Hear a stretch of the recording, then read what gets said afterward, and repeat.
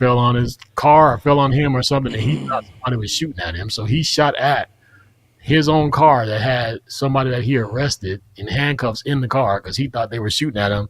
And he was all over the place, tucking and rolling and doing everything. What does that remind you of, though? That's a straight up 80s police academy movie right PTSD there. Acorn hits the car and he just starts shooting everywhere. You can see that in those old movies. If you're that short guy that would come around the corner with his gun held real high. Yeah. If you're that scared to be out there, you don't need to be out there, man. Like, you don't need to be out there if you're that scary. Because that's crazy. Don't. That's embarrassing. No, Julie. That's right, Julie. Always got to put it on the big screen. Yeah. What's up, Julie? What's up, Will? How you doing, man? Love to see y'all come, man. It makes me feel good, man, when I see these repeat fans coming in. Here's your answer. There's your answer. On the last side.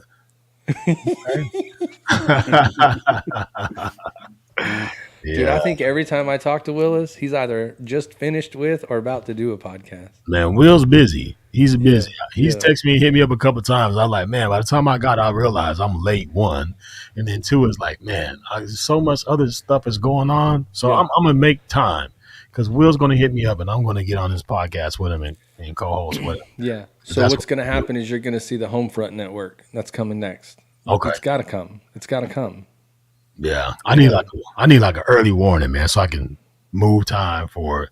Because when I catch it last minute, when I see it, I'm always late looking at my phone anyway. So you guys know that, Matt. You already know how I am with that. Because I'm not one of those people that like stuck to my phone. So like I can have my phone can be downstairs and I can be upstairs totally doing something, and I come downstairs and I'm like, oh man, I done missed all of this stuff. For sure. And then you call like 2 or 3 days later and you're like, you went to jail? But like, doesn't matter now. You didn't even answer the phone. Yeah, so I thought it would be better. With the Apple Watch thing, but as you can see, I don't even have that on because it's on the charger, and I forget that it's on the charger. I think it depends on the day of the week if I put the watch on too. I've noticed here lately I don't put it on as much. Yeah. But, So where's Al, man? He's missing. So Al's taking care of some family issues. His daughter's sick, so he's home with her, and then his wife's got some business to take care of. I think she's going out of town. So, well, you know that his daughter's the queen anyway. Mm-hmm. The world stops when the queen talks. Yeah, I thought it was the day after Valentine's Day, and maybe she put it on him so bad he couldn't work today. But we can only hope that. You know what I mean? He talks all that good stuff, and I'm pretty sure. Or you think he's got a couple black eyes because he didn't do anything for Valentine's Day, and that's why he didn't come on? I don't know. Yeah, I don't know. His ankles are swollen. She hung him upside down by them boots he bought. Those expensive boots, brother. That's funny. Yeah. Well, Al, if you're listening, if you're out here, bro, we miss you, man. But we know you got stuff to do. We know you're hurt. We know she put it on you, and it's okay. We're off. Yeah. And if you need to call us and talk about it, we're here for you, brother. Yeah, absolutely. Yeah. So what we got going on for today, fellas? Oh, well, you know what? Hold on, stop. We just started talking. Hey, Will, what's going on? This is the Triple Threat Vet Podcast. You're in here live with my man TY, my man Matt Johnson. Al's not in, but he's here in spirit. I just want to say to you guys, welcome in. Thank you for watching. Thank you for listening wherever you are at. If you are here today again, you have done exactly what I asked you to do last week. You got your ass up and you got there and you're here. So that means you didn't give up. And because you didn't give up, let's celebrate life today for you. I'm happy that you're here. On behalf of everybody, we thank you for all that you guys do for us by listening to our foolishness and being here with us. So we appreciate you. If you're out there on Facebook land, if you're out there in Spotify land, Apple Music, wherever you are, we love you. We with you. So welcome in, everybody. I didn't want to say that. Yeah. Well, I mean, when you say it like that, you might as well get into the meat of what's going on today, right? Well, what's going on, brother? Well, I mean, we get to talk to another veteran podcaster today, somebody we've talked to a few times. We've done a couple things with. Yeah. Very active in his community and doing his thing. He's actually, I believe, Ty, he's up in your old stomping grounds, is he not? He is a Fort Campbell guy. He'll probably be able to sing the Fort Campbell division song. We may put him on the spot. I'm sure he and I could do a nice duet since I'm a Fort Campbell guy myself. I'm sure I got some Fort Campbell shit around here somewhere. But yeah, hey, somebody shouted out my signal flag. Hell yeah, I was a 25 uniform for about most of my career, and then I also had a bunch of identifiers and EWO MOS. So, what was your favorite identifier? I got to know. I mean, 2 Bravo, right? Air assault. Oh, thank God that's the identifier you went with. Right. Oh, yeah, I got you. Oh man, this is gonna be fun tonight. Oh, there Maybe he is. identify as a sailor. Just saying. Yeah. Nah. I'm Army until I die. Oh, well, good luck with that. Look out the window. That shit's over, man. So good luck. Well, I tell you what, I think we should bring our man in. He is he is an Army veteran. Yes, He still didn't get enough of that, so he decides to work with the Army every day now as a civilian. Okay. He's a podcast host. He's been a podcast host, I think, for a couple years. Runs an amazing show called the MisFitNation. He's always a regular on the tip of the spear. We were lucky to get introduced to him from Willis over in Kentucky as well, and we just like to bring in our friend Rich LaMonica today to come in and say hello. My man Rich is in the building. What's up? Yeah. So we're rescheduled, right? So if everybody remembers, we were going to have Rich on a while back, but then this thing called a tornado hit Kentucky, and he decided he needed to do the regular thing we do. He had to go help and get things cleaned up. So I would like to ask you, how are things going up there since that? Has it gotten a lot better? How's it going for you up there? It's going much better up there. Now that FEMA came in and they weeded out I like to say, the people that think they need help but really weren't even involved and they wanted to get money. We weeded them out, and they're helping the people that truly need the help, those who lost everything, their homes, lost cars, lost businesses. A whole strip mall was taken out. A dead blast right into the strip mall. The people working in the pizza place there, they hid in the freezer, and they were stuck in there until first responders could break them out of the freezer. But they're all getting the help they need now. The repairs are going slowly but surely as insurance plus FEMA are involved. Wow. You never know what's going to happen with those, man. Those natural disasters come, they hit, and then you start watching the news the next day, and most of the time people are like, dang, that happened yesterday? And then you see the TV, and you're like, holy shit. Like, that was like 5 minutes of noise, and it created all that destruction. So good on you for helping up there, man. I know that everybody appreciates it, and I know that they're better off for having you up there for sure. Rich, Something I like to do. Yeah. so question with that. So like just from what I've seen, when things like that happen, like natural disasters, tornadoes and hurricanes and stuff like that, it's crazy to see how the community comes together. Like, you know what I mean? Is that something that you witnessed going through that time? Was it that the community got together and everybody went out and tried to help and do all they can to make sure everybody was good? Or did you see people were so devastated that they couldn't function? I think in the first part, everyone came out. I was cleaning up this one block, I think the day after, and I was out there with a chainsaw gang. And we're bringing food to people that were working. There was a woman out there working, and I said, hey, do you want one of these plates while we're working? You can take a break. And she said, no, I got to keep working. This is my house you're cleaning right here, and I got to get to my neighbor's house to help them clean theirs out. So her house was destroyed, and she was out there helping us, and she didn't want her neighborhood until everyone's stuff was safe and secure. And that was every block we went. Wow. Yeah, that's a lot like Harvey down in Houston. Happened the same way, and then I'm lucky. I go through hurricanes, Rich. I don't deal with tornadoes. Yeah. So I did Katrina, I did Harvey. That's how I work. And you see the same thing. Everybody's coming out, and they had people in boats, and people were helping people come out of homes and gutting homes and all that stuff. So you're right, Scott. It takes sometimes those moments to let everybody know that we are still here for each other, right? Like, to help you. And it sucks sometimes that it takes you seeing someone's house is gone to be like, oh, I should probably really help them now. Yeah. Although we argued about the property line the other day, I don't think that exists anymore. So we're probably going to try and figure it out. But it's good to see that people come together. Yeah, always. I've happened to be since I've been here, I've seen all of them. So when I was in Colorado, which probably sounds funny, we had tornadoes, big ones. We had at one time, I can't remember what year it was, but we had like 5 tornadoes touch down at one time. And it was like the tornado like tore down Monaco Street. So you see like these big old trees that were uprooted and in people's houses. And it was just crazy. So I've seen the destruction from tornadoes. I've seen the flooding here in Houston. I've seen the blizzards between Colorado and Chicago. You know what I mean? So I've seen all of these things. I've been inside of those. When I was in DC, man, we were in I guess you would say, it was a tropical storm, and we're standing outside like trying to do a funeral, and the rain is coming down so hard. It's coming down at an angle. Our Dixie cups are filled with water. All of our uniforms are just falling apart because they were soaking wet, and we were standing outside waiting for them to bring the body out from the church. And I was like, man, this is crazy. So I've been through some crazy times and some crazy situations, but it is pretty amazing how you see people draw together and pull together to help.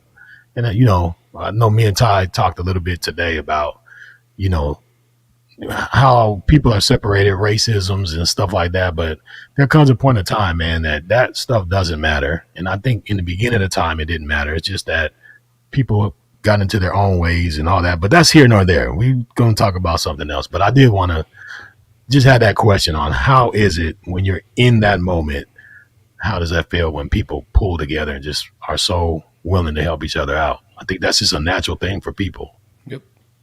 Definitely. Yep. I seen it after the aftermath of Harvey. I was supposed to move to Houston just before Harvey. I was there looking at houses, and I was about to make my decision when Harvey hit, and that made me make my decision not to live there. But I went back down there. With my job the mission continues, and we went out down there. And we helped beautify one of the high schools there, and a whole neighborhood. We went around cleaning up and painting benches and making the people feel more welcome at home. So it's a great feeling if you can just jump and help anybody. Yeah. For sure.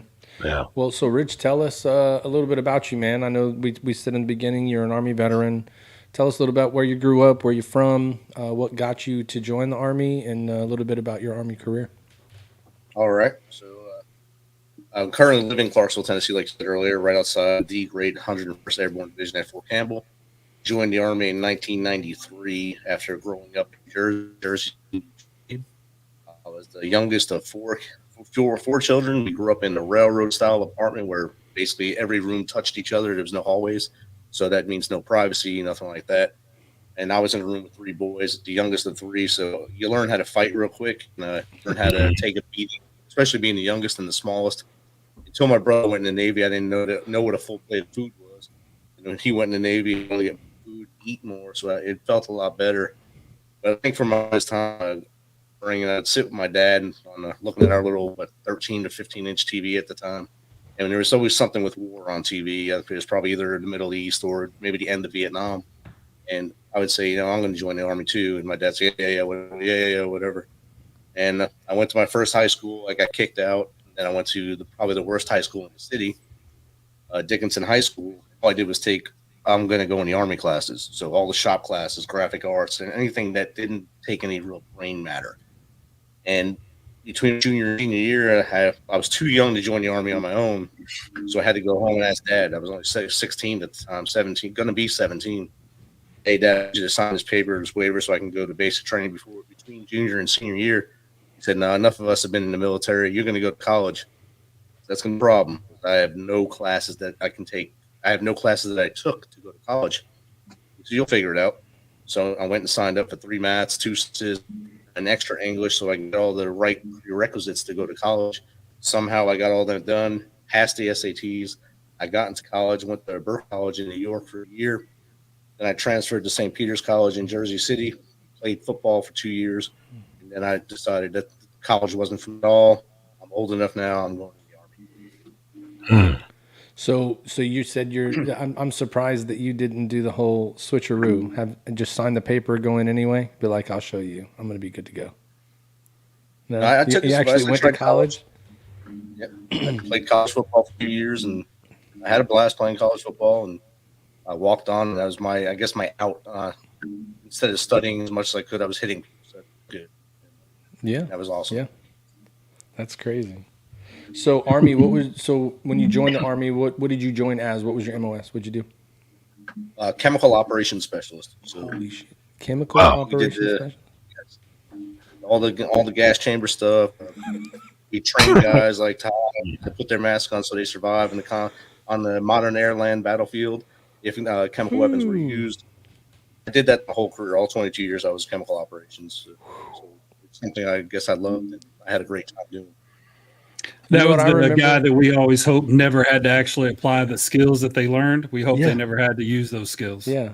The extent I remember that when I was in the Bs, we would go to field exercise, and they would always, we had on our little trainer shit, and we're standing in the woods, and they would simulate a gas attack, right? Remember those M214 kicks where you pop the pills, and then it shows all the colors? Well, they would pop the pills, and someone would be looking at it, and I remember standing there, and I had just made like E3, so we're standing in a row playing war, and they popped the kit, and it was training, so the guy was like, oh, it's inconclusive. Tell Joe over there to take his mask off. And everybody kind of looked at him. He's like, yeah, take it off. And they're like, why? He goes, well, he's the lowest ranking guy. Have him take it off. If he falls over, then we'll just keep him on for a little bit longer. And if he doesn't, we'll keep moving. And everybody was like, is that for real?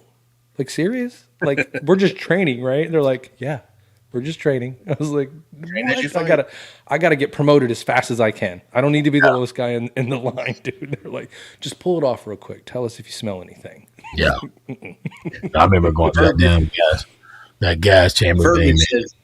Mission essential, so it's not the lowest rank. At least mission essential, so the lieutenant can do it. Oh, yeah. Well, in our situation, it was, just have him. He just got here. He probably don't know shit anyway. It's all good. It is. Shit's crazy. Yeah, I understand that whole tear gas thing is so that to teach you to trust your equipment, but that I don't know, man. I think I could have dealt without that. That was horrible. Where were you? Were you a crier or a snotter, Scott? When you went through when I went, so this is the thing. I told you when I was in boot camp, I tried to play the difficult guy role for the longest time. So I tried to put that tough guy thing on. So by the time we got to the gas chamber, it's like, okay, they had the fan blowing in there and they popped the thing and you see the little smoke coming up and all that stuff. So they were letting people go out. Like they tell people like, all right, go ahead, take your mask off, take deep breath. They take their mask off and start coughing. And then they exit out to the right. And then here I am. I'm like, there's like 3 people left in there. So, we're in there and all that smoke is in there real good now. So they let the other 2 people go and I'm the last one in there. So they're like, all right, badass, take your take your gas medicine off. So I'm like, man, I take it off and I take the first sniff and I'm like, oh, and I'm ready to go. I'm like trying to get out of there. Like, no, dude, you can't go out of here. They asked me to say something, to recite something, but I'm like, I can't remember. I can't think anything. I can't think. I'm just trying to get out of there. So I try to break for the door. They're holding me back. I'm trying to break for it. So by the time I came out of there, man, I had stuff coming out my nose, out my mouth. My eyes were burning. I ran all the way past the little water part that you're supposed to put on your face. I just ran outside. I was just trying to get some air, and that just made it worse. So, yeah, whatever crud that you have in boot camp, whatever that cold crud stuff you have, you snotted and spit, and all that stuff came out. You were good after that. Gas mask cures all, bro. Like, you remember when you would go into the gas chambers, and you always had to have a partner, right? So you would stand in there, and they throw the tabs in, and it comes up. And they're like, okay, when you get in there, both of you got to take your canister off. And then you got to put your canister on the other person, right? Dude, when you've got guys that have been there for a long time and they kind of are used to it, you would see the new guys in there. The guy would take his canister off, and the new guy's like, I got to do this right. Screws that guy's canister on super fast. And then the guy that's been around for a while just stands and waits. And he starts like touching the mask like he can't get it on. And that dude starts freaking out. And they're like, oh, he's not staying still. Oh, man. And then I learned really quick, don't joke around when you're in stuff like that because you get in so much trouble when you walk out. Yeah. But then at lunch, everybody's like, man, you look like you were freaking out really bad. And that guy's talking shit about, he wouldn't put the thing on. I thought I was going to. They're like, it's just like CS gas. It's all right. It's not going to kill you. And he's like, but I know he didn't do it right. And they're all mad. And you're like, oh, goodness gracious. Or the guy that's done it so many times, like he just walks in, pulls his mask off, breathes for like 2 or 3 minutes and walks out. Nah. I'd imagine, Rich, that was you. You walk in like, this ain't no big deal. Less than 6 months in, I was able to walk in, and there's always, Ty can tell you, there's always 2 rooms. One is usually the fake one's a room, and I was doing it was a finance unit. I was helping them. I went in there with nothing on. I was just standing in there, and I said, all right, just walk in. This will help test your mask. And they came in. I said, just take your mask off. You'll feel fine. Everything. You're not going to smell anything. And the one girl right away, I smell it. I'm going to die. I said, you don't smell anything. and then they took it off. All of them, they ran into each other. They're trying to run out, and then of course, almost everyone in the Army at that time, out the exit door was a tree. So the first person out would always hit that tree. Bam, they're on the ground, and the other ones trip over, and I would just sit there and laugh. And then after I was done, I'd go to the DFAC and sit in those clothes, all that stuff on me, and just eat like nothing's going on. Everyone around me is crying and snotting up, and I'd go right back to work. Oh man, yeah, dude, those were the worst days because there's some guys that are like, oh, we gotta do this again, but then there's other guys that you could just tell it was not their favorite thing to do because the Right. moment you're like, all right, next week we got to do our recalls for the gas chamber. There's a whole bunch of people like the whole day they're in the. You're like, bro, you all right? Yeah, I'm good. You're like, they're just thinking about it. Next week, what's going to go wrong with my stuff? It's not going to work. I'm going to smell it. Dude, it was so great. Like, those are the things you remember. The things that put people through the most Yeah. uncomfort and pain are the things that you laughed at the most. Like, it was crazy. It was so good. That's great. Rich can probably relay this as well, but the amount of training that we did, we would have training cycles to where we were going to the range, going to the NBC range. What was the number NBC range that you're talking about with the tree? Because I think I remember it, but I was never 41. One that ran out. 41. Okay, yeah, it's out by the Mark 19 range. Yeah, right. Yeah. Okay. Yeah, but the training we did. What years were you at Fort Campbell? The first time, 96 to 99, then 2013, and then 2 days in 2015 to retire. Okay, so we had an NBC specialist. He was his last name was Iglinski. He ended up going SF, I think, but so he may not have been in the regular Army for a while. But he would mess with all of us when he took us to the chamber. It's like he would. I don't know if you can put extra on there to make it stronger. I have no idea what the delusion is, but oh my gosh, it was terrible. You can put hot sauce on the fire. It's good. Oh yeah, we had another NBC specialist named Specialist Brayboy that taught me how to make the hot sauce with the MRE stuff, little bombs. Yeah, bomb. Yeah. That's crazy. Man. That's cool, man. Classes were taught in school. Probably shouldn't say that on a podcast. I'm sorry. I'm just joking. Say what? What are you talking about? Exactly. Our MOS, we had to go to live nerve agent chamber for basic or AIT, and then BNOP and ANOP. All 3 times there was someone pulling someone's mask off, messing around in it. This is live nerve agent you're messing around in, and doing the same thing you do in the CS chamber. So it's just a mindset of incredibly nuts that go together into the NBC. Yeah. So then how many people walk out of the door after that and go, it's not real nerve agent. There's no way. They wouldn't let us pull each other's mask off. It was real, right, guys? We're like, it was real. Every sense is going. 10 years later, right? Yeah. 10 So years you later. did. It's a 3M lawsuit. Yeah. So you did 22 and a half. You got out. So I know from a couple of things that I've seen you on. So you did a couple things before you're doing what you do now. Talk a little bit about transition out of the military for you, and then what got you into the current job you're in. Okay. So in 2015, June, I got out, and I thought since all the people before me that retired, I would have a job. I'd fall into it. It'd be easy peasy. Everything would be awesome. I'd get this GS job. I'd be sitting, getting fat, having double dip from the government until I finally decided to hang for good.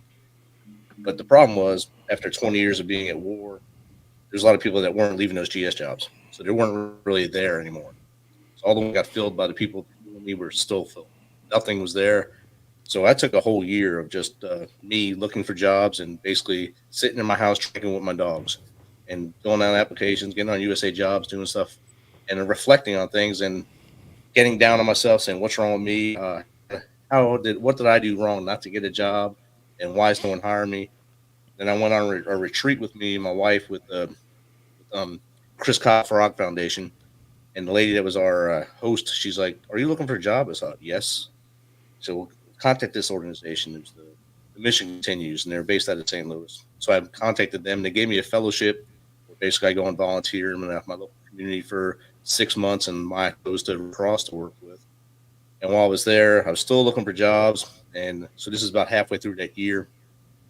And then I applied for a job up in Washington, D.C. with the Department of Homeland Security Emergency Management for the city of Washington, D.C., or the state of District of Columbia there. I drove from Tennessee up there, 11 hours job, and went through the interview, and the guy's like, well, I don't like the college you went to. So we'll think about it, but I don't know. So I started driving back. I was going to stop at my aunt's house in West Virginia. And the guy who was my mentor with the Mission Continues called me. He said, how you doing? I'm good. I just left an interview. He said, you don't want that job. I said, I'm pretty sure I do. I drove 11 hours to get this job. He said, no, you don't want that job. When you get to a stopping point, fill out this application. So I filled out an application. I didn't think anything about it. I went on a retreat with the Wounded Warrior Project and one of those outreach ones down in Mississippi with my wife. And I get a call saying, hey, you got an interview on Friday. I get home Thursday night from Mississippi. I don't have a suit prepared. So I drive from Tennessee to St. Louis. I get out there for an interview. They said, oh, let's get pizza. I said, okay. So I went out with the whole team. We had pizza. I went back and said, okay, what salary do you want? I told them. I said, awesome. Then they called me back as your second interview. Bam. So exactly 1 year from the day I retired, I got hired at the Mission Continues. I was off the bench. My wife was very happy not to have me in the house anymore, not drinking beer on the couch with the dogs. I stayed there for 2 years, mostly because I didn't want to become that veteran statistic at 1 year. Most of us get tired of a job. So within the first year, we say, I'm going to try something different, or I don't like who I'm working with. I'm going to leave. So I stayed for 2 years. And my former first sergeant, he was working on Fort Campbell with, at that time, was counter ID. He said, hey, do you want a job with us? I said, yes. So he said, here, fill this out. I filled out the application. They had me come in. I did the interview. I was the only one that showed up in a suit for this one. And then I flew to Georgia to watch Georgia play Austin Peay or destroy Austin Peay in football. Hey. I landed, I already had a job. I already had a job offer. So I had a great weekend. I hung out in Athens, came back. I accepted the job offer. And I've been working there now for 5 years, almost 5 years now. And I went from doing intelligence to now I teach emerging threat of counter UAS, so shooting down drones. Wow. Oh, that's cool. Shooting down drones. Cool. You can do That's that? so cool. You get to do some cool stuff. That's awesome. Man. So how is it for you to be like back with like, you know, active duty Army, seeing them going around, you know, a lot of times us older guys see those guys and we're like, oh, those guys have no idea what it means to do hard shit. And then you watch them, like, do you see the same kind of stuff that we came up in? What's the picture like for you on the civilian side versus being in? So I tell a lot of people when I'm up on the podium teaching or I'm in front of a class teaching, I look out there, I see the same kids that I served with out there still.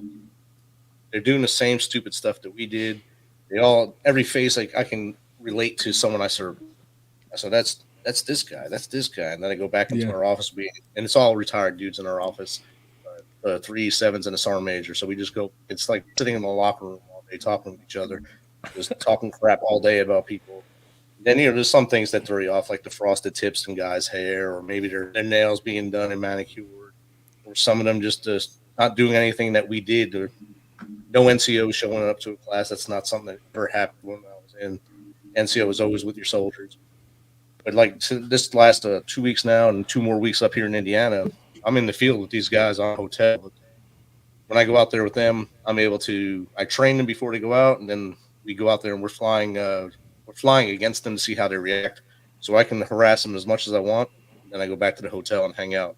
So I can see them in the suck and then see them have to transition back in GSA, go back to the hotel for the night. I refit and go back out and do it again. It's great to have that purpose again and be back in the fight and see it, but be able to disconnect every night. Yeah, that's cool. I got a question for that. So, Rich, are you running from the police? No, I'm not running from the police. Not right now. Are you about to do something? You about to do something crazy? He's in the I dark. know. Man. I'm just watching. I'm like, man, he's in the dark room. He's in the dark, man. His lights all low. I'm like, man, what are 2 things about to happen? Hey, that's that hotel light quality right there, bro. He's running from the police. He don't want nobody to see him. I see your microphone. And I just see the silhouette. I'm like, man, I don't know. I'm about to like scared, man. Like I'm not just wondering. I just got to make sure. You know what I mean? I was going to just that's say, funny. Look, Morgan Cash is laughing because Rich went, not right now. Maybe after the podcast. Yeah, not right now. Not I'm right just saying. I got it. No one's knocking right now. Yeah, every movie I've seen with this thing right here, something bad happens when somebody's in the dark room. You know, it's dark. They got their headsets on in there. They're like, okay, so ladies and gentlemen. It's going to be but we can't see all the stuff he's looking at right now because you don't know that he's already flying drones around their tents and like aggravating them, and it's all from right there in his room. I got a counter once in a while, so I lose control. Yeah. All right, we got that clear. I know funny. people might have thought it, but I got to say it. I'm looking around. I'm trying to see if I see any flashing lights on the other side of the blinds. Like, yeah, he's definitely, you're outside waiting for him. He's definitely, this is going to be the last podcast. But you're good. Sure. We're good. Well, I think that's a good transition point. Ty, what do you think? We pay the bills real quick, then we can come back and talk about the Misfit Nation, what you got going on this year, things that are going up in the future. Yeah, absolutely. We'll pay some bills, and then I want to get back. We're gonna have to do a duet of the division song. I can't wait. Get ready to groove to the electrifying sounds of DJ Royal T, the maestro of mixing who knows how to turn any event into an unforgettable dance sensation. Royalty Entertainment is here to bring you the ultimate musical experience straight from the ones and twos in your ears and through your body to activate them dancing shoes. Get ready to sweat, party, and have a good time while your DJ needs are being blazed by none other than me, DJ Royal T. I have spent years crafting together a DJ entertainment empire that promises a customized blend of musical tracks, mix and mastery, and top quality sound, all while providing a vibrant ambiance to accommodate any of your DJ needs. Royalty Entertainment Services is your premier one-stop shop for top-tier musical entertainment and is hosted by yours truly. For more information, reservations, and booking, feel free to look around the website at godjroyalty.com. I am DJ Royalty, and this has been another Royalty Entertainment production. Yeah.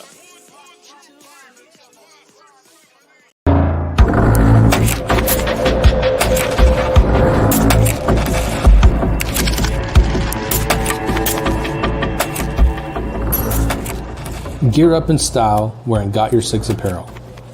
Every purchase makes a difference. It's more than just clothing, it's a statement of gratitude. Upgrade without breaking the bank. Discover cost-effective, high-quality clothing made in the USA. Each shirt is handcrafted by our team in the great state of Texas and shipped for free to your front door. Got Your Six is where quality meets purpose. We're a small veteran-owned business that takes pride in the mission and the value of our products. Join us in growing a community, supporting our heroes, veterans, and first responders by wearing a custom design. I thought you'd never ask. Visit sameflagsameoath.com and use the code TRIPLETHREAT for 10% off. Follow us on all social media platforms for any upcoming releases or events, and you can reach out to us with questions anytime. We are here to support our brothers and sisters.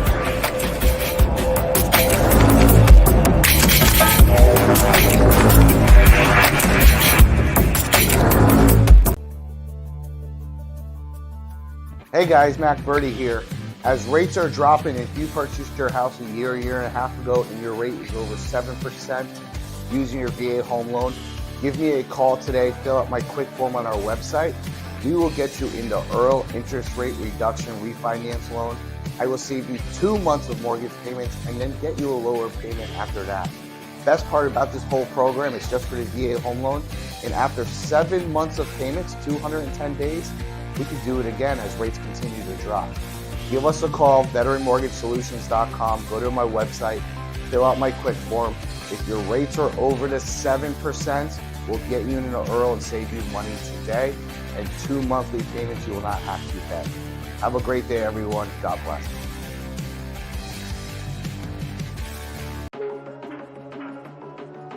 Project Zero is a registered 501c3 with a mission to transform veteran and first responder well-being through a total wellness approach that addresses your mental, physical, and social wellness. We're still reflecting on a powerful year of impact with Project Zero. In 2023, we proudly served 198 first and frontline responders, military veterans, and their families through our transformative mental health programs, our outdoor programs, and our fitness programs. Find out more on our website, projectzero.com. Just get out there. Just get out there. So, Hey, I'm real wearing quick. the Easy Day shirt today.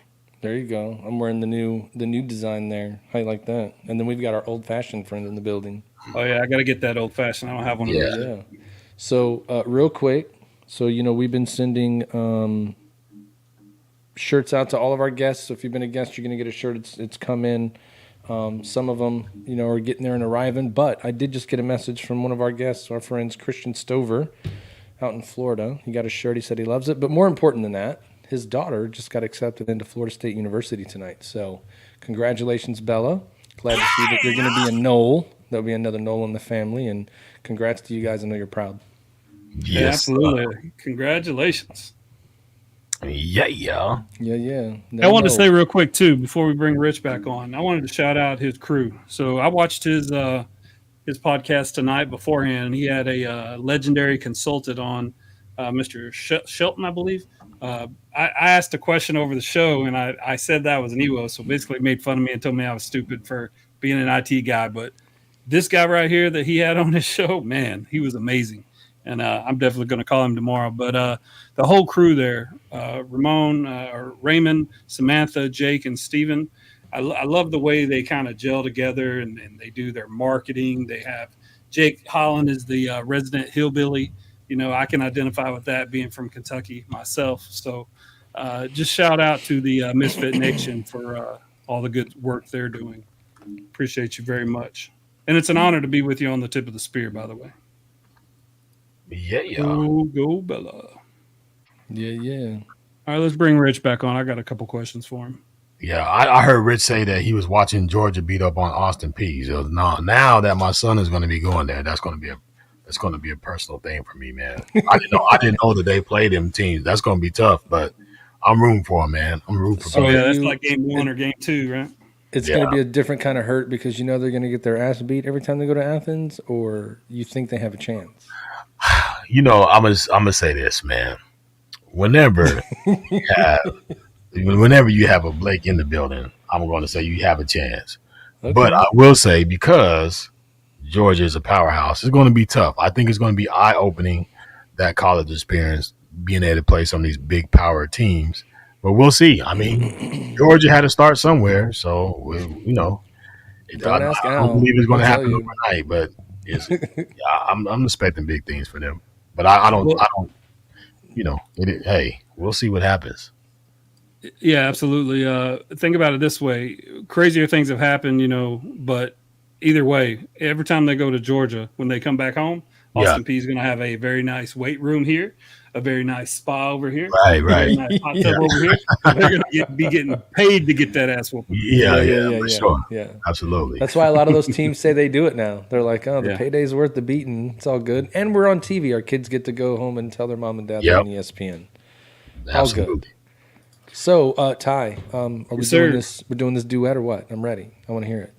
Yeah. Let me. I got about a million things written down here, so I got to do this before I forget, because I've forgotten for like the last 3 weeks. So Rick Ames is a guy that he's a musician. He's a poet. He writes poetry for us. He is always on tip. He's always watching Tip of the Spear. Always watching Misfit. Always watching Willis on his podcast. He watches us too. He sent us a poem the other day, about a month ago. I want to read it real quick before we get back with Rich. Sorry, Rich. You're another podcaster, brother. You're one of us. All right. You want to read this, Scott, since your voice is so good? Let me see how I can see it from here, man. And I got you, dude. I got you. Yeah. This morning, the sky is red, white, and blue. It's that way for all that you do, whether it's past, present, or 100 years ago. If you have served, you have paid a toll. You have crawled through trenches, slept on the ground, listening for footsteps or any small sound. For the battles you have seen, the demons you fight, there isn't many peaceful nights. If you ever feel like you're losing your grip, always remember, we have your 6. Call me anytime, night or day, because inside of you is that red, white, and blue light. Rick Ames, 25 October 23. Thanks, buddy. Appreciate you when you send those in. I'm Rick Ames, bitch. Fuck your couch. There you go. All right, so now on to the duet, and go. What you got? You got the music, Rich? Are you muted? You're muted. Our strength and courage strikes the spark that will always make men free. Assault right down through the skies of blue. Keep your eye on the job to be done. We're the soldiers of the 101st. We'll fight till the battle's won. Air assault. That's almost like the moment where you watch your kids in junior high tap dancing, singing, and you're like, they're Yeah. doing so good. I couldn't hear it in my headphones. Hey, turn me up in the headphones. Turn me up in the headphones. I'll get it right this take. I don't even think you need to have the headphones turned up. I think you did just fine. Like you just went right into it. Yeah. I couldn't hear the music. Couldn't hear the music. Yeah. I think I was off of it. But yeah, air assault, Rich, man. Hey, let me just say this. I appreciate you more so than most people just because you spent so much time at Fort Campbell. But I will tell you, I love the podcast today. I love what we're doing with the tip of the spear. So just real quickly, tell me what that means to you. You mentioned getting back into the fight. I have that same problem. I hate working from home. I want to go somewhere and get back into the, fight. But how is it feel to you to have this network that David Willis has kind of put together with us here in Texas, you where you're at, him in Louisville, and all around? What does that make you feel like? Can't hear you, buddy. Yeah, you're Willis came in running hot. there you go. And from the day I talked to him, but it's like before he, I guess, went live, me and him talked on my platform just so he can see how the technology worked and all that stuff. And his motivation is awesome to get veterans together, to help each other. And I do anything I can to help our brothers and sisters. And I was able to help him, get him going. And then the tip of the spear, man, just sitting there with you guys. It's just like I said earlier, like my office, sitting in the locker room. But now we're live. We're talking about veterans issues. We're talking about issues in our communities. And we're able to show that we can think alike and find that solution with going to the retard button and doing stuff like that. And we can find a common place to make our communities better. And I think that the purpose of that is awesome. Yeah. Yeah. Shout out to David Willis, man. We started this podcast with Matt and Scott and Al and I, and we really had no idea what we were going to get into other than Matt had already kind of done a podcast. But the brotherhood and the people we've met, the comments we get, it's just been amazing. So you as a podcaster yourself, I just wanted to touch on that because that's been the most fulfilling thing for me, at least. Yeah. And how long have you been doing yours, Rich? How long has the MisFitNation been going on? For a while, I know.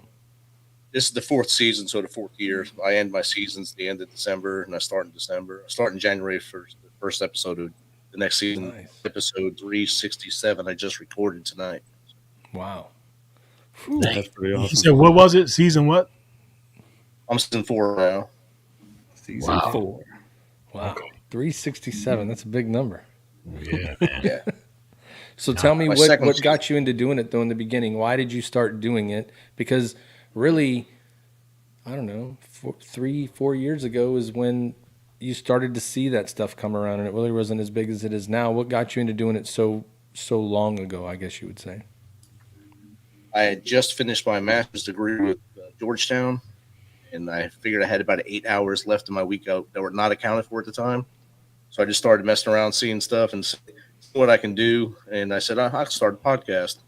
If Joe Rogan can do it, he's a comedian, I can do it. Yeah, I can do it. I won't make the money he does, but I'll do it. Yeah. So I started researching mics and listening to other podcasts. I asked my soldiers, can I use the name? They said, yeah, you can use the name. So that's where Misfits was a platoon in Afghanistan, and this just became the MisFitNation. And I kept that, made the logo. One of my guests' niece actually made my logo for me in Canada. They did a little PNG for me, made the logo and all that stuff. So it was awesome. And it just blew up. My first few episodes was just to get veterans on, tell their story. Hey, tell your story, get that pressure off your chest so you stay with us a little longer. And then they said, hey, bro, that's awesome, but we need more stuff. We need to know how to start a business, how to get other tools for mental health than what they're giving us, how to write a book, how to get to Hollywood, all these other questions. I said, challenge accepted. So I went on these pod match, and I put my guest form on there, and they flow to me. I get 3 or 4 requests to come on the show a day. And I'm at a point now where I can just push people and say, I really don't want you right now because I don't have room but maybe at a later date. Wow. Whew. You got that many people reaching out. That means you're making a difference. I mean, doing it for 4 years, you're that guy that started the trend there. So I appreciate that. I've listened to the show. You have so many people that come on that can give insightful information to help people in anything they're doing. So I think a lot of us start this to go, we're going to help veterans. We want them to know the avenues and the resources they're going to get. But you find out really quick, though, you're helping more than that. Like, everybody can use the same advice, right? Like, we're targeting the veterans because we know the struggle. You brought it up earlier, Rich. Like, I got out. I'm looking for a job. What's wrong with me? I can't find a job. I did all this stuff, and everybody says I'm so great, but nobody wants to hire me. I don't understand. And then you find out after that we're not the only ones that go through that, right? Other people do. So it's just good to give back and give people resources, and in some cases make people laugh, give them that thing to look forward to for the week so they can laugh and have a good time. That's always, a plus as well. But yeah, it's definitely fun. It's a good ride. Yeah. We like to say reach one, teach one on the Misfit Nation. So each episode, if we reach one person, we teach that person, go back to their tribe and do the same thing, and teach them, and that will just grow. It'll network out, and that's the hope for all of our shows. Yeah. Nice. I love Absolutely. it. So what's the plan for this year? Where do you see your show going? What are you trying to get it to? What's like a goal of yours to get to? I know that, we talk to each other on this show a lot, and it's like, what's the goal? We're still figuring that out, if you guys don't know. But we're trying to figure out where to go next, right? So I know with you doing as long as you have, is there like a direction you're going? Is there something you're trying to target, something you're trying to attain? How can we help you? I'm still trying to get a big name guest, I guess, but without them, I'm still doing well. Like Rocco Vargas, he blew me off, but he talks to people. But I emailed him, we were emailing back and forth, and then he just went ghost on me. So he's on my file on the side there. So if he reaches out to me, I'll get back to you now. And my goal is to get stories on here. So if people come out and they have an awesome story, especially a veteran calls me up and says, hey, I want to show you coming on. I'll bump somebody to put you on the show if you're a veteran. Last week of May for Memorial Day, I have 5 live shows. Each night is a different veteran or Gold Star family member comes on and tells us about their person, the person that they lost, and shares their story. So their name is set in and their story stays with us forever. And that's the main goal of Misfit Nation for this year. Get the Memorial Day going, and then Veterans Day we do the same thing. But Veterans is more for the veteran to tell their own story because they're still with us. Yeah. That's amazing. We did a short little thing with the VFW last year when we lost one of our longtime members that had held every position at the VFW, who is a Marine, David Holloway. So we did that just so we could say his name. He died, his wife died, his daughter moved to Mexico afterwards, and but we still say his name just so we can remember him. Fucking air assault, man. I appreciate that, brother. I didn't know that, but I appreciate that very much. Yeah. Mm-hmm. Yep. The only way not to forget is to continue to talk about them, right? That's how you make sure that everything that they did and everything that they were about stays there forever, right? That's People right. forget about you when they stop talking about you. So, Yep. I do want to ask 2 more questions before we start turning up the heat on Rich a little bit. They'll be pretty quick. So, all right. So, I really appreciate. I know that I've read on your bio that you're going for your PhD in Homeland Security. Congrats on that. I can't wait till you finish that. I'll be the first one to give you a big congratulations. And then you're working on 2 books. Can you talk about the books right now for a few minutes? I already have 2. I have 2 books out right now. 13-Step Guide to Success came out about the same time the show started, and that was based off every month during COVID. I would write these little cliche things on Facebook. You made it through this level of Jumanji this month. Now we're going into this phase. Can you make it through it? And then in December, I gave 13 tips for people to be better humans. And my daughter looked at me and she said, Dad, you need to make that into a book. So it's okay, challenge accepted. And I wrote the book. She was my editor because she was already published. So she kicked it back to me many times. We had a lot of good long talks with each other. And that got published. And then in December of 21, so December 21, that got published. And then I finished with the book Out of the Darkness. And that published September 11th of this past year. That's a book I was working on forever. I'd start and stop. And that's the story of a journey of many people that I served with, combined into different characters. And it shows that journey of how a warrior goes into that mental health phase. How did I get here at the end of my journey? Sitting on top of a mountain, the smoke around them, blood on them, the smells, the hate of war. Where do we go from there? How do we have that soldier when they come back? And that's how the story of the darkness goes. And that book, both are available on Amazon right now. Man, that sounds like a good book. Yeah, I've read the synopsis on. I've not read the book yet, Rich, but I will. That book needs to be made into a movie. I mean, it would be just like that Tuesdays with Maury or for one more day kind of book. Kind of small, but it means so much. So thank you very much for doing that. Well, if there's a movie that's going to be like Out of the Darkness, it would be like Rich LaMonica's background right now. Like I can see that being the start of the movie right now. It's like you're in this dark room in this podcast and you're just trying to figure out. And the guy starts reading the story. Right, you start reading it. By the end of it, you're all lit up. The whole room is lit up and everything is right. Yeah, I see it. So I see what you're doing right there, Rich. I'm with you. I'm tracking, brother. I'm tracking. We're working together. I'm on it. I'm watching everything. Heck yes. He's just preparing for that hot seat. You saw him stretching just now. He was stretching it out. He was getting ready to go. He was putting that hotel chair back and forth because it needs to get a little work in before Did somebody say hot seat? Somebody did. What? Oh no! Oh, that's the sound.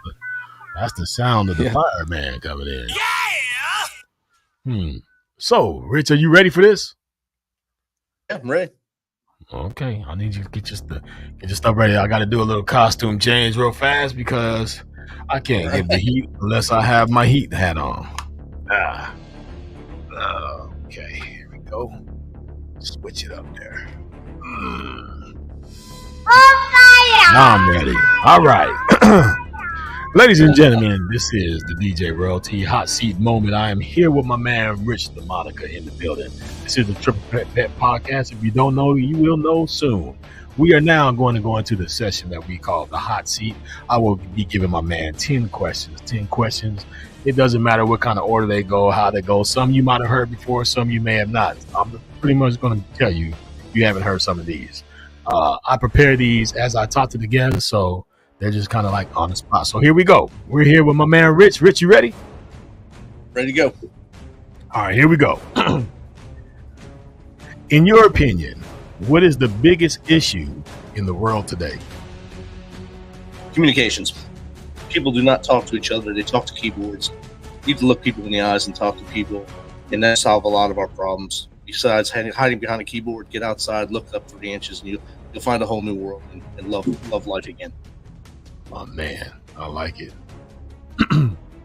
My man, Rich, what is your biggest pet peeve? People that say they want to help you and don't. They say, I'll do anything for you, and then when you call that favor in, they're not around. Or, oh, yeah, here's someone that can help you instead of me, and you got to pay them to do it. That's not helping me. That's just using words. I like that. My man. Okay. Let's ease it up a little bit. Tell me, what is your favorite childhood memory? Childhood memory, I guess, playing football on concrete, tackle football on the concrete in the middle of the street in Jersey City. No fear, just time out, car's coming, time out, let's go. Yeah, go right I remember that. See, were you one of them guys like you would make the cars would be first down? Like if there was a certain car parked on the street that was the first down, and the tree was first down. Right. Yeah, that's yeah. Kids will never know those moments, man. Like you're looking up for that pass, you run into the back of the car. Yeah, that's my rendition of Ray Lewis hit. Yeah, running to the back of the whole car. Oh yeah, because you're definitely going to stop. Your feet going underneath the car. Yeah, you know the good old days, Rich. That's what I'm talking about. I understand it. All right, so now we're on that. We're going to go to the next one. Give me your top 5 movies of all time. No particular order. They don't have to be to your favorite, but just your top 5 movies of all time. All right, so the one I liked the most when I was growing up was probably Ferris Bueller's Day Off. Number 4, Goodfellas, because I just watched it. Number 1 being Bronx Tale. Okay. American Sniper. And probably Black Hawk Down. My man, those are some good ones. I like those. Okay. This one you may have heard before, but I say it because it means a lot to me, right? It's something I live by. My mom told me when I was a kid, son, you're going to stand for something or you're going to fall for anything. My man, Rich, what do you stand for? Serving my community, living with purpose. So I'm the chapter lead for the Clarksville chapter of the Travis Manion Foundation, and we have a saying, not me, who? That's what I like to live by. If not me, who else is going to do it? So you got to get up, get out, and do something. Yeah! I like it. Okay. So tell me this then. What is your biggest fear? Hitting a kid with my car. That's my biggest fear. So I don't want to be the person that causes a call to go to someone's mom and dad. I did something stupid. Right. Wow. Okay. Here we go, ladies and gentlemen. We're about to do it. We're going to do it right now because I need to know. All right, Rich. You got one choice. Who's better? I'm not going to say for whatever reason, but in your mind, who is better? Prince or Michael Jackson? Prince, 100%. Yeah! You said Purple Rain? Purple Madness. Purple Madness. Yep. Okay. So blouses. What you're telling me right now is blouses. It's what it sounds like. It's blouses. I need to get that sound bite of blouses. Okay. I got it. I can't win them all. I know right now our hero's turning over in his grave right now. He's happy as hell right now. Even though he's sick, I know he's happy as hell right now, but I got it. Okay. I'm just learning the world today. I mean, he says Prince, my man. Okay, here we go. When it's all said and done, Rich, and you're no longer here to have any more input on it, what do you want people to say about you when they speak of your name when you're gone? He was a good guy. You go back to family with Robert De Niro. He wrote 10 Reasons Why I'm a Good Guy. And that's something that I think every one of us needs to live for. Have 10 reasons why you're a good guy. And people will roll that off. He was a good guy cause ... And that's what you want to hear. My man. All right. This is my last hot seat question. But this one right here is going to be really hot seat because this is one I had to think about. This is a special one for you. All right, Rick. Here you go. You wake up butt naked, in a place that you're not familiar at. You don't know how you got there. You don't know what the means were. You just woke up and you realize that you're away from home. Your butt starts naked in a place that you don't know. What are the first 5 thoughts that come to your mind? Just 1, what the hell happened? 2, where are my friends that I was with last night at the bar? 3, how do I get out of here? 4, what happened to my clothes? 5, I got to find a better group of friends.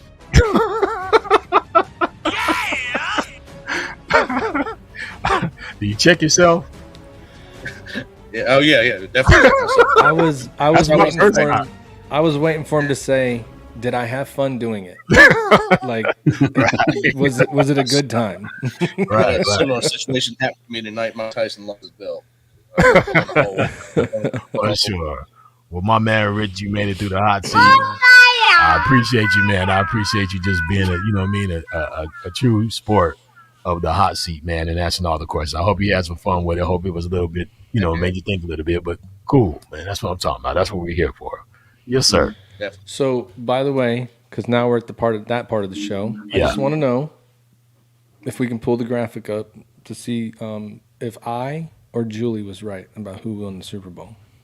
Oh, man. Don't be mad. Oh, we got to talk about that. I thought we were going to skip that this time.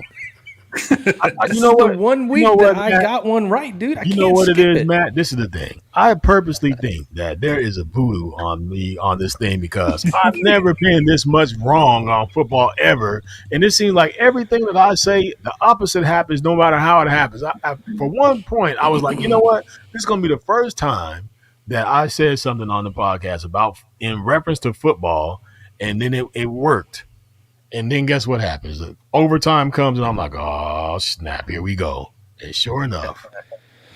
Listen, man, it's okay. I told you To be the champ, you got to beat the champ, right? You just have to do it. They did like everybody does. They were up and they got comfortable. You can't do that. You can't. Also, you need to throw the tight end the ball a little bit more in San Francisco, and you probably would have fared out a little bit better because he didn't get involved really at all. Now, at some point, they're going to stop Christian McCaffrey, but you have, I don't even remember the tight end's name. I just know he looks like somebody they picked up off the streets of San Francisco before the game, and then they threw him in there. But he's good. But he didn't get, but I think he had 2 catches the whole game. Like, Kansas City made more mistakes in that game than San Francisco. And, you know, it just, to me, I don't want to be that guy, but I'm on the belief that football is rigged, bro. I just don't. I think that was there's just too much other stuff going on with that, man. Like only start off when you lose. No, but this is the thing, man. You start off and you come out, you're full fire like that in the Super Bowl. I just don't. Well, you know what? I take that back because I remember when the Broncos played Washington Redskins. And the beginning of that first half of that game was all Broncos. We went into the locker room and came back, and you would have thought that we came out with basketball uniforms on. Yeah, because they're trying not to lose the game. That's what happens. You just got to keep your foot on the gas. Just got to keep your foot on the gas. They could have owned them in that game, but they just But here's the thing. That game, really, nobody was so far ahead that they could have got comfortable, right? You were just waiting for those moments to make a mistake. Like Patrick Mahomes threw his first interception in the playoffs. Purdy, I don't know who said it. Somebody said it's going to be Purdy. That was the guess last week. It's going to be Purdy this week. Purdy did a good game. He did play decent. But he didn't make any mistakes. You know the turning point was? The turning point was that missed extra point, and then when they punted the ball and it hit the guy's foot, and the kick returner did not fall on the ball. He tried to pick the ball up. That's a no-no. Once something goes wrong in that part of the game, jump on the ball and just reset. Don't try to pick it up and be a hero. I'm just going to say 3-0 in games that matter. So I'm just saying. My man Dom Nash is in the building. I wish he was in here live to tell you about this football thing because we had our conversations about it, but I just believe, man, there's some nonsense going. There's some stuff going on, man, right now. I don't know what it is. But I like how you thought we were going to ignore all of that. I thought we were going to skip that segment. Come on, man. No, but I knew that we were, So shout out to Rich LaMonica. It looks like his hotel internet just dropped. So it was great having you on. If you can get back on, we'll see you. But I guess we'll go ahead and go forward with our announcements. Sure. So he was in the hotel. He was on the Wi-Fi. I was wondering. That's why he was in the dark. Yeah, that's why it's so dark. He was in the hotel. If you put a lot of lights on in the hotel, the Wi-Fi goes out, bro. Yeah. He's up doing training in Indiana at Camp Got you. Atterbury. Shout out to my man, Rich LaMonica. He's a good guy, man. Good guy. Yeah, absolutely. Great guest. It's American way. American man. Good, clean, wholesome American man. That's what we're talking about. Yeah, but me and Don was talking about this, man. I'm telling you right now, something's going on with this NFL stuff, man. I don't want to call it the Taylor Swift show, but it was going on. Something was going on there. Alicia Keys was cracking in her vocals. And Usher is about to get in trouble by Swiss Beats for an unnecessary hug from the back. But the show was great. I heard one of the ladies fell off the stage and jacked herself up. I didn't see it. They must have edited that. They slipped in Usher's sweat when they fell off the stage is what happened. But somebody got launched in the air too. And shit, Usher was in there. Somebody got launched up in the air. Really? Yeah, somebody got launched up in the air like 10 feet. One of the dancers. You could see him like Pat McAfee showed it on his podcast. Yeah. Wow. Yeah, they didn't make the rest of the show. Wow. Yeah, he has some stuff there going he is. on. There he is. Going on there. He's back. Okay. They didn't make the rest of the show. Wow. Man. There he is. Going on there. He's back. Okay. They didn't make the rest of the show. We got feedback there, Rich. A little bit. I got it off. There we go. So Kevin Cash says we need to make the podcast longer, do multiple a week. We may start doing some extra derivatives of Triple Threat Vet podcast. I may have one where I do something called Tie Talks. Blake may have one, Blake being Blake. Matt's had a podcast for years, and Al likes to be funny as hell all the time. We're branching out. We're just trying to figure out how to do it and manage it with our other jobs. So this is the deal. This is the deal I'm going to make with the viewers that want us to come on more and longer. I'll tell you what. I'll give you tick for tack. Just a little bit. That's who I am. If everybody who's on here gets 10 people to watch our podcast or be a part of our podcast, and we can up our number. Where we at right now, Ty? Where we at? We're somewhere over 2,000 on Facebook, about 8,000 or about 6,000 total. I Okay. think. All right. So when we get to 4, we're gonna make this the landmark. When we get to 4, we're gonna go 2 times a week. We're gonna double. You heard it here first. You heard it here first. We're gonna double it up Tuesdays and Thursdays for y'all. That's a deal. So I need y'all to. I'm gonna need y'all help. You know what I mean? So I'm gonna need you guys' help, and then we're gonna help y'all. We're gonna make a commitment to you. You make a commitment to us. That's how we do it. We're working, baby. We absolutely did not talk about this beforehand, so this is happening in real time. So I'm with it though. I'm definitely for that. It gets me real. It's invigorating to hear Rich talk about it and hear you just got to get out the door and all that kind of thing and all the stop being a keyboard warrior stuff, and that brings me right to this. Renee's gonna kick your butt. You're right. Well, but you know what? For y'all, I'm willing to take that butt kicking. I just have to do some making up on the other side of it. I'm gonna have to take out some time to make sure I give the wifey some extra time to give y'all some extra time. So there's a lot of moving parts, but that's what I'm saying. At least Will knows what I'm going through right now. So that's the reason why. But I can make this happen. If you can make it happen, we all can make change. That's right. Just like Rich says, reach one, teach one. I mean, if we have more shows, then we'll be able to reach more people. I'm sure we're going to have each other on the shows anyway. So, yeah, absolutely. That brings me to this, though. I want to mention Project Zero, Kyle Shudik. If you're a veteran and you want to get out and do CrossFit, you're in the Houston area, give this guy a call. If you want to go and do some overlanding, this stuff is absolutely free for the veteran. Contact them today. Go out and do some shark fishing. I want to do it. Go out and do some overlanding. Go out and do some camping. Just be out in nature. Get your ass out of the office and stop messing with the keyboard. And scan this QR code and let's get this mental health shit going, man. Yeah, we're talking about success stories around here. Uh-oh.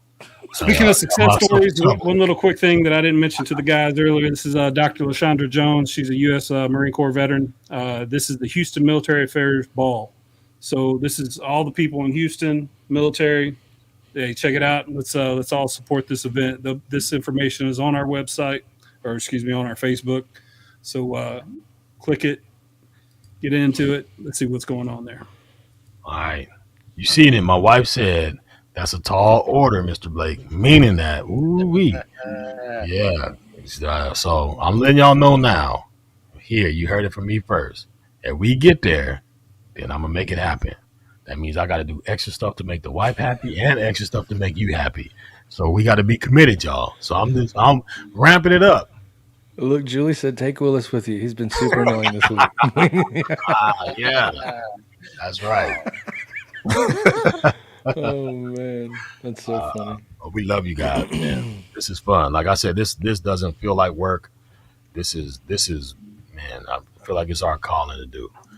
Is to reach out. We just want to find ways that we can reach out better to you guys and have conversations that are going to be meaningful, that you guys can take away from and get something from. That's our goal. So we're piecing this thing together. You guys are with us. We're doing this as family. So we're all open for any kind of insight or whatever. We're here for all of it, man. We're learning as we go along. When you think about it, right, the best thing you can do. You guys watch us live on Thursday. I'll tell you what, we were talking before the show. We put it on all of the platforms for you to listen. It's on Spotify, Apple, Amazon, everywhere, and there's definite growth every week on this podcast. Like, go onto these, follow it, share it. The best way to get people to help, to reach one and teach one, one person a day, whatever it is going to be, share this with people so they can hear it. And then that way it comes back on another end, right? So you can have as many people out there listening all the time as you want, but we all know that sometimes in any of the podcasts we do, it'll be reaching that one person in that one day that's going to help. And so we just appreciate all the support. Keep sharing it. And Scott, thanks for putting this underneath the hot seat again, buddy. Well, you know what? Sometimes you just got to raise the bar, man. But I know if I was going to have to raise the bar with a group of fine gentlemen, I would not have a better choice than to raise the bar with you guys because I know that we can make it happen. I mean, I think back to when this was just a conversation we were having, like something that we wanted to do, and here we are, what 30 something episodes in, 34. And we're still moving. So hey, we started off, man, with like 7 people. We got like 2,000 and something. I know there's podcasts that have millions and Shay and all that kind of stuff like that. We aren't that, but we are genuine people who are just trying to make a difference and trying to motivate and keep people inspired and keep people moving forward. That is our goal. However we're going to do it, at some point we're going to get there. If we've helped one person, I know we have, because we have people that will come back and watch. So if we have people returning back, as long as you guys are, that's a conversation I'm having with you guys, and it's great. So organically grown is how it happened. We don't pay for followers. Just I'm not saying anybody else out there does and has millions, but I'm just saying. And we've had some amazing people on here, man. I'm telling you, we've had some amazing people. Everybody who's come on. Every time I watch our opening where we put the guests on there, I sit and look at it. I watch the entire thing every time, and I'm like, holy cow, I remember that. Holy cow, I remember that. Holy shit, that was funny. And I can't wait to maybe we get this other guy, or this other guy, or this other group or event. Oh, we're gonna Rick Ames. We're gonna make David Willis grow. He helps us. So we're definitely gonna. Hey, by the way, though, we're gonna drag him to greatness with us. Rick Ames and Willis, y'all need to connect. If you're doing your concert in Louisville, the man to help you promote it is right up there in your hometown. So they were talking earlier about a music concert going down in the Louisville area. You need to get in touch with him and help you out for sure. Yeah. So I know we had came off a little bit because the internet that went out, but I wanted to ask my man Rich, is there anything that you wanted to say, man, or any shots out that you want to give to people, or any information that you feel like you need to put out since you're here and you have us? Because we came here for you, and we want to make sure that you get out everything that you wanted to too, man. So the floor is yours, my brother. I appreciate that.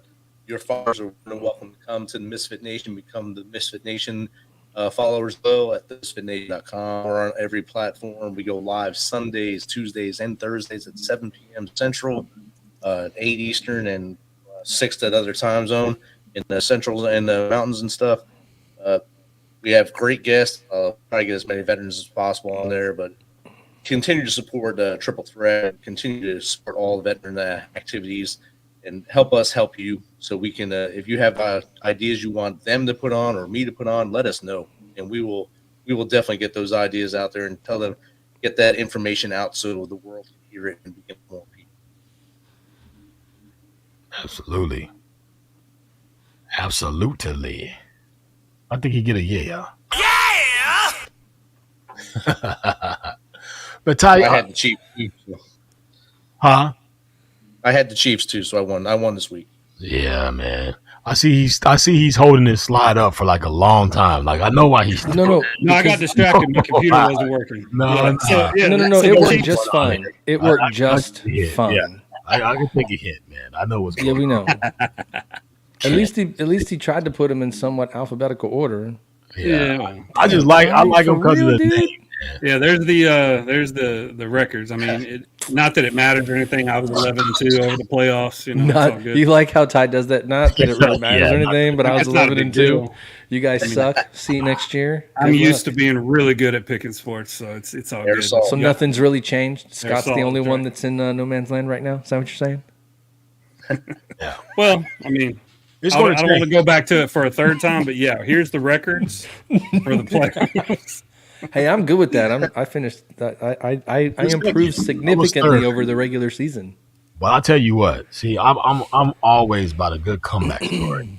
So I'm like being that, because as this goes on, you're going to see I'm going to be back on the top. Cream rises to the top, brother. You know what I mean? But it's got to start somewhere. I'm just getting poured into the cup right now. So as I get poured into the cup, you just see it going in. But you'll see me come up to the top. It's going to happen. I'm excited for all of our upcoming guests, but I am especially excited for this man. This man played. He went to either Fort Campbell High School. I think it was Fort Campbell High School. It might have been Hopkinsville. Then he went to UK. He's an entertainer. He sings. Of course, he plays football. Played for the Patriots, no big deal. Played for the Patriots, yeah, safety for the NFL, no big deal. And then what did he do? He wanted an upgrade in his life, so he joined the Navy. So there you go. I cannot wait to have this man on. This is going to be so fun. Yeah, that's dope. Very excited for that guy. I mean, I'm excited for all the guests, but I mean, he's a Kentucky guy, so of course I'm a little bit more excited for him. Yeah, I noticed that all the pictures were UK football, singing national anthems. Yeah, I stalked the shit out of him today on social media. You snuck one Navy photo in there, but made sure that the there's UK not was many loud Navy and proud. photos. Yeah, tell him to send me some. Al, get your boy to send me some Navy photos. I'll update the show. Yeah, that's right. Most importantly, he did play for the Wildcats. Oh, okay, Kentucky it is. That's right. Hey man, shout out to the girls college basketball. I don't know if people are watching that, but them girls have been balling, man. I've had a crush on Dawn Staley since she played ball, and now she's a South Carolina coach. Woo. They've been balling. Awesome. I can tell you that, man. I runs the sideline. I haven't really normally been a big fan of like girls college basketball, but here recently, man, I've been watching like these highlights, man. Them girls have been balling. Yeah. They got some shooters out there, man. And so, yeah, shouts out to all the women athletes of the world. You guys are totally stepping your games up. Let me make sure. Let me look at my notes real quick and make sure that I would be remiss if I didn't ask Rich every question I wanted to. Caitlin Clark just set the women's scoring record tonight. Oh, did she? Caitlin Clark set the women's scoring record tonight. Oh, wow. I'm watching the UCLA Colorado game right here. Yeah. Scott. Who's winning right now? It's 46-38 UCLA right now, but it's a good game. Yeah. Good game. So, hey, Rich, I do have a question for you. So, the challenge accepted. So, I am guessing that you're a huge How I Met Your Mother fan. I am as well. Yes. Tell me about the challenge accepted. What do you love about Barney so much? I love that his character is amazing, how they built him, even though it was the polar opposite of his actual reality in life.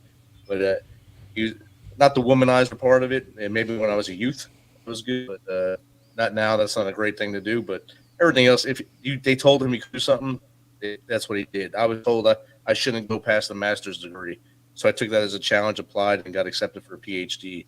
That's my challenge accepted right now, and right now I'm second portion of my dissertation.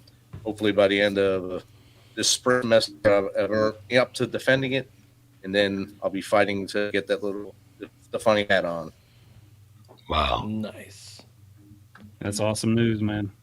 Who is the one person that you're excited to say Dr. LaMonica for the first time? So when you walk in and they have to call you doc, you're going to be like, you damn right.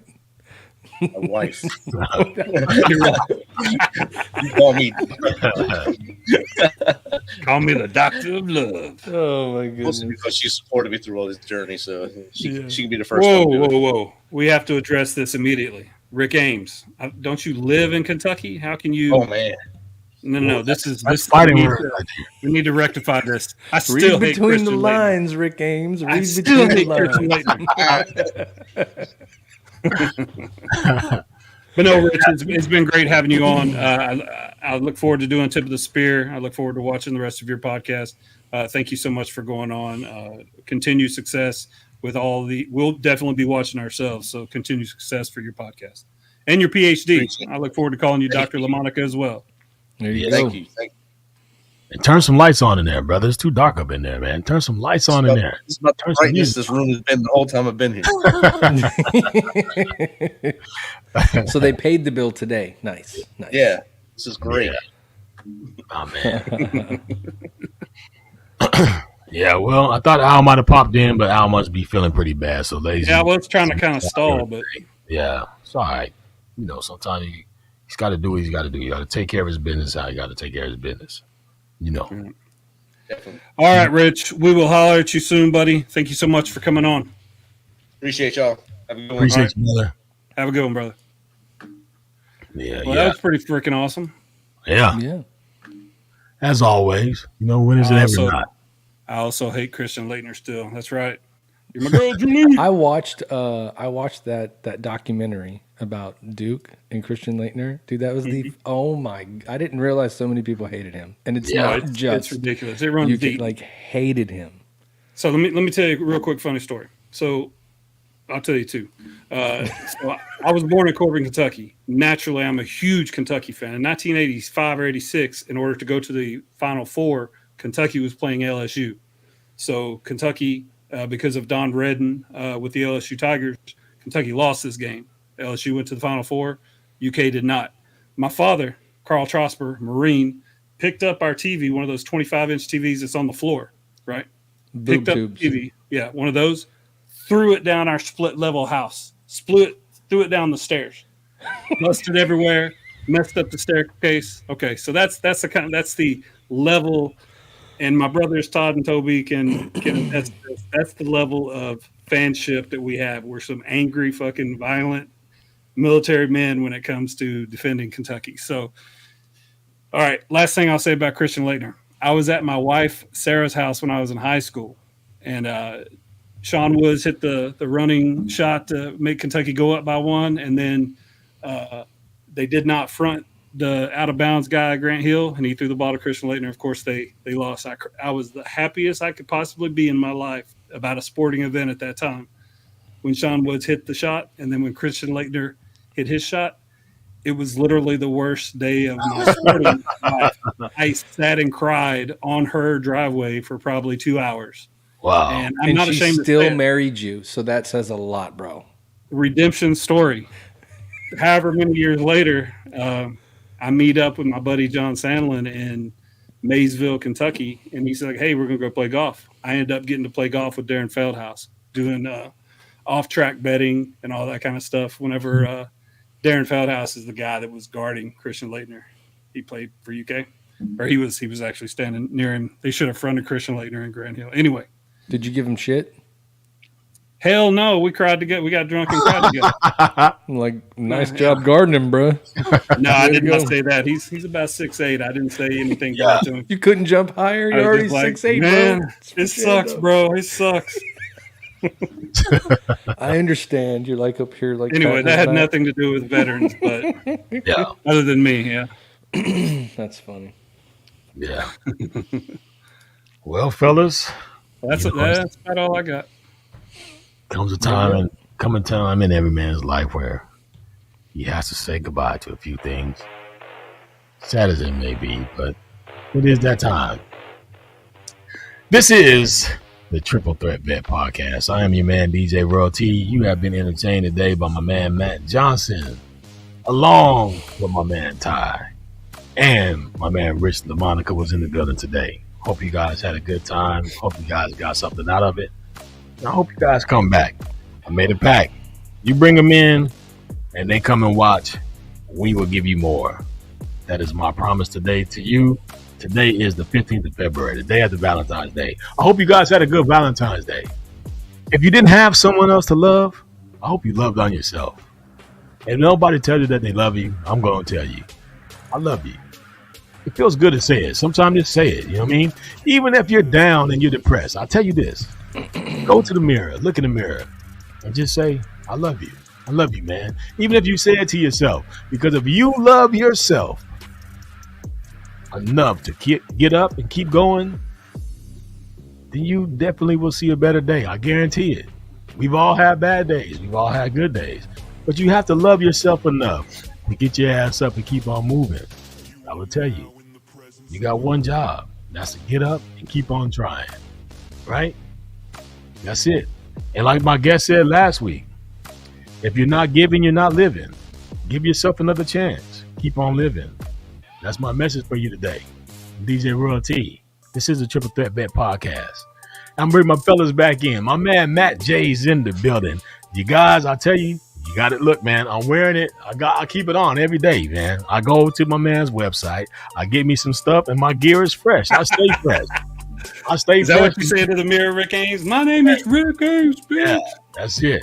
So I'll tell you. Spell it out next time, though. Spell it out. Spell it out. No so need for symbols. Give my man Matt the mic so he can do what he do. What's up, Matt? Oh, hold on 1 second, though. Kevin wants to see your beautiful eyes, Scott. Who's that? Kevin Cash. Oh, he thinks I got black eyes?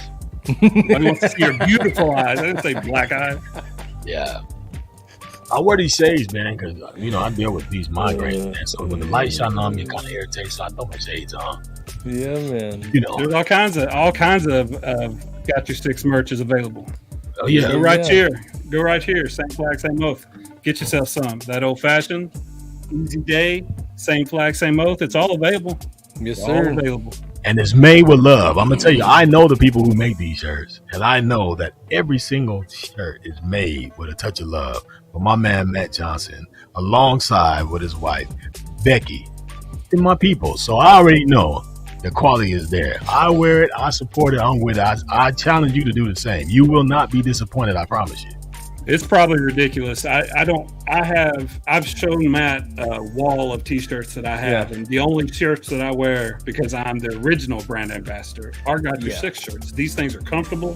They so many colors to go with anything. Get you a short set. Let's do this. Yeah, absolutely. Well, as always, we thank you guys, and we thank everybody that's out there. Ty, yes, is the OG brand ambassador. I think Ty kept us in business for 6 months. I'm not gonna lie. But yeah, we try to make the best product possible. It's out there. There's some people out there in the room that have bought. We appreciate it. Shout out to the Cashes. Your stuff is on the way. Should be there soon. Willis, you got your shirts coming. By the way, they found them. They're on the way. But yeah, we got new shirts on the website. We've got sports shirts coming soon. Be ready for that video drop. We're going to do like a commercial on those. We've got whiskey drinking shirts, we have service shirts, we have sweatshirts, we have hoodies, we have hats now. It's all going to be up there. Rep and support. And then don't forget, we have the page of nonprofits where you jump into there, you buy one of those shirts, we give a portion of that back to the nonprofit so they can continue their mission. So anything that we can do to help, we appreciate the support. We love you guys. We'll see you next week. All right. That's my man Matt. Well, you know what it is. Time to wax some poetic with my man Ty Cobb in the building. Big dog, what you got for the people today? Man, I'm going to tell you this. If we're going to do 2 shows a week, we're definitely going to have to learn how to come out of our shells and get our personalities out there a little bit more. Yeah. Shout out to the Triple Threat Vet Platoon for always showing up and showing out. Appreciate the comments. Appreciate all the likes and comments on the reels that we put out. Y'all are what makes us do this. So just like Rich said, if you can reach one, teach one. Just like Project Zero says, just get out there, man. Love you guys. See you next week. All right. Like I said, I am DJ Royalty. I'm a DJ for real, man. I do this. You know what I mean? So if you're looking for a DJ, call me up. Find me. I'm going to hook you up. We can get it in. All right. But to all you guys that are out there, man, we love you guys. Thank you guys for coming out. Thank you guys for watching. Thank you guys for being a part of the Triple Threat Vet Podcast family. We love you guys. I'm not going to say too much because I've already touched on it. Love yourself. Love your neighbor. Find your meaning. Find your cause. Wake up, man, and just go for it. Goals are to be made, right? Hurdles are to be jumped. Obstacles are to be overcome. Hills are to be climbed. Challenge yourself. Make yourself better. Be better to somebody else. And live a more prosperous life by doing those things, all right? To all you veterans who are out there, thank you for your service. For all those who support veterans, thank you for your support. And for all you guys who are out there who are being great Americans every single day, we appreciate you. And until next week, we will see you again, all right? This is DJ Royalty. Thank you. I'm out of here. Peace.